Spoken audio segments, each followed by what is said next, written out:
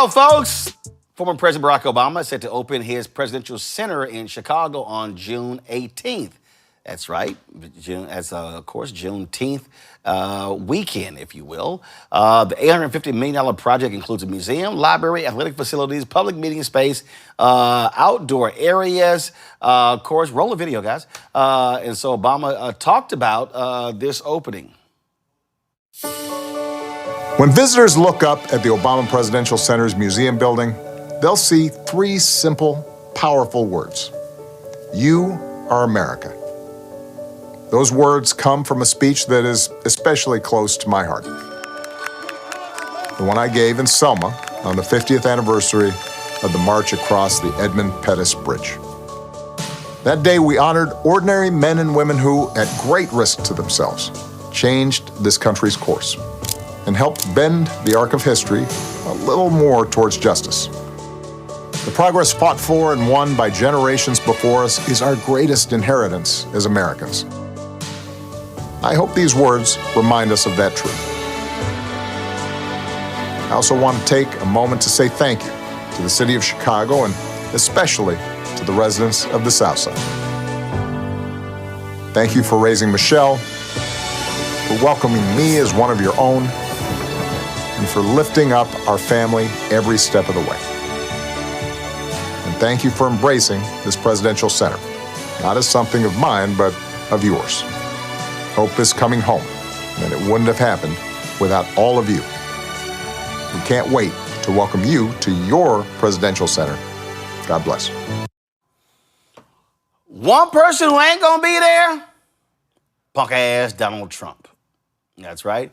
Valerie Jarrett, who's president of the foundation, was on MSNBC over the weekend, and she says, yeah, he ain't invited. She said, nah, he can come later if he want to check the facility out, but he ain't invited to the opening on June 18th. Let's go to my panel. Thelma. So here's the deal. Former President Joe Biden, invited. Former President Bill Clinton, invited. Former President George W. Bush, invited. Trump punk ass ain't invited.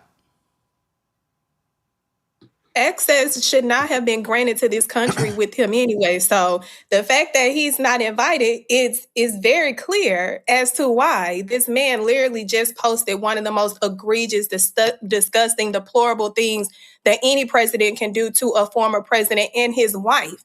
You don't just play with a man, but when you play with that man's wife, his rib, and you think you finna come to his center that is dedicated to him, that was built on his back and the back of his wife's work. Black men play about a lot of things, but don't play with their rib, because you gonna meet the person that you desired, but you ain't gonna meet him in a way that you think that you're gonna meet him. So him being denied access is necessary, is needed. He, one, cannot maintain a level of composure to be invited to an event of this magnitude. No, you don't need to come. You need to sit out there and twiddle your little orange Cheeto and your depressed hair, because everything on you and in you is a depressing atmosphere. So no, we don't need that kind of sin and that kind of gloom coming to the Barack Obama. Like, no, we don't need that. We don't need poopy pants there, Scott. It's hard to invite the current president, given not just the postings of the racist postings about Barack Obama and Michelle Obama, but also his ongoing criticism of prior Democratic administrations, Biden, the posting of pictures in the White House with him writing like he's tweeting and writing negative things under their pictures and what have you. I mean, it's really juvenile. But also he also removed Obama's portrait from the White House, and I think stuck it under a staircase. Yeah. And so this is purposeful. It's intentional. And he doesn't expect an invite. It's hard for anyone to invite Donald Trump anywhere, quite frankly, because of the things that he said and the crassness, the crudeness, and really the criminality of his personality. And so I'm not surprised at that. I will say one thing about the postings, the racist postings with Michelle and Barack Obama. But what I think a lot of people in the media missed wasn't so much that he posted it. They got that part, but the fact that he would not apologize for it being posting, that there was no coaching or termination of the staffer who allegedly posted it, if a staffer did post it. But the fact that it didn't bother him that it was posted, but more importantly, that it didn't bother him that someone on his staff, if that was true, thought it was okay to post it and thought it would be okay for him to post it. That's the real demoralizing part, because that goes to the human condition or the morality of someone. And as I've always said on this program and others, that this president is immoral, but he's amoral also. And it doesn't matter. One's not better than the other. And so there's really no hope for him. He probably, if you invited him, he probably wouldn't show up anyway to that crowd, nor would he be welcomed. And so I'm not surprised that he's not being invited. And he probably likes the fact. Look for him on June 18th to post something about the opening and be very negative and racist about it. I'll bet you a quarter he does. The man he can't help himself. The man is uncouth, Omekongo. Yeah. Yeah, I was gonna say, Valerie Jarrett's mindset was, hey, if you stay petty, you don't have to get petty, right? But this isn't even petty. This is just the right thing to do. Like, I've watched interviews with Michelle Obama, read her, works over the years, and you hear her talking about as a mother, like, forget the stuff that he said about them, which is ignorant and racist.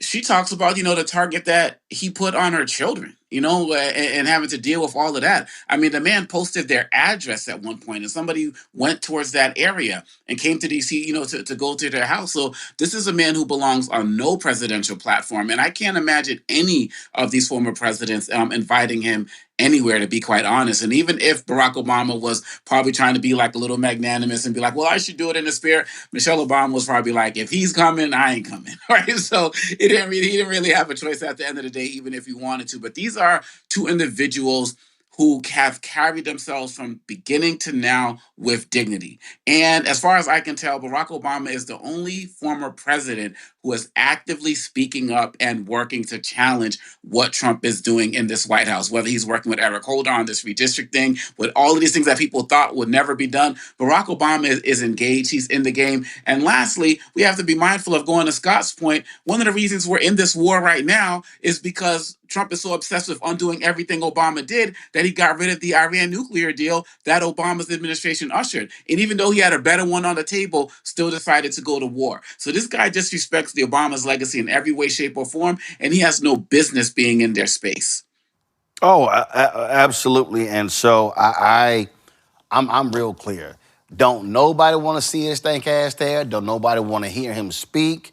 And so he can just keep moving. He can just keep moving. Yeah. Ain't no listen. It's some family members I got who I don't invite to the cookout. That's real. It's some family members who can't come. So we know this fool can't come. We know he's insane. So I'm like, say, dog, keep it moving. Ain't nobody trying to talk to you. Don't nobody want to see you. And so just keep on moving along. So we good. It'll be a good time without that fool being present. And so to me, that is a wise decision.